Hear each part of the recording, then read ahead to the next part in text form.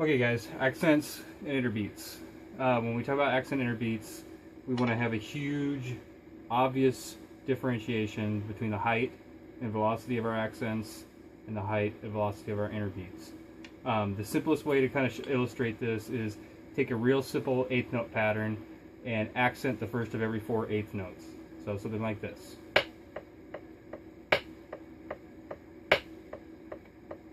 And what you should practice initially is just get your accents all the way up to full extension, vertical with the stick, and interbeats down at 3 inches. And I think one of the key things that tends to happen to people is they think that their interbeats are a lot lower than they are. And so we get something that looks kind of like this.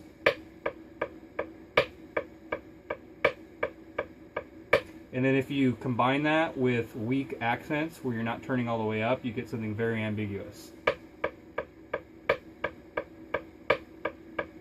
Okay, versus.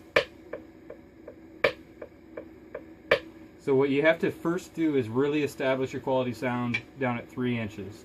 And at 3 inches, there's very little, if any, wrist turn that's happening at all. You just turn in just a little bit, almost to where the stick is just coming vertical with the drum, or horizontal rather, parallel to the drum head. Okay, just barely above that. Now what you don't want to do is have a light touch, so I don't want to drop the stick into the drum down there at 3 inches, but you cannot rotate the stick over 3 inches. You got to establish a nice firm quality of sound down here at 3. Okay? Once you do that, you just have to make sure that you're turning out all the way up and out for your accents. So again, going back to your exercise.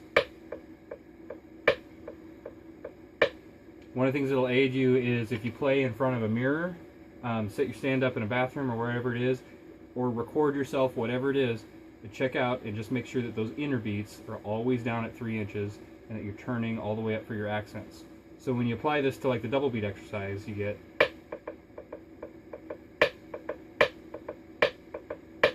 a very, very obvious, very consistent 2 heights versus some of the stuff we're seeing. Okay, you see the difference? Okay, and it's all about establishing that sound down at 3, turning up to 15. Hopefully that helps out. If you have to, again, you don't have to necessarily practice in context with an exercise. Just make something up very basic, like the eighth notes, and play them in each hand, and make sure that you're getting down to 3 with your interbeats, and that you're turning all the way up for your accents. It's a huge, huge, huge part of bringing musicality out of all the music, all the exercise, everything that you play, both audio-wise, both in terms of what you hear, and visually. It's a huge thing visually as well. So check it out. If you have any questions, let me know. Hopefully that helps out.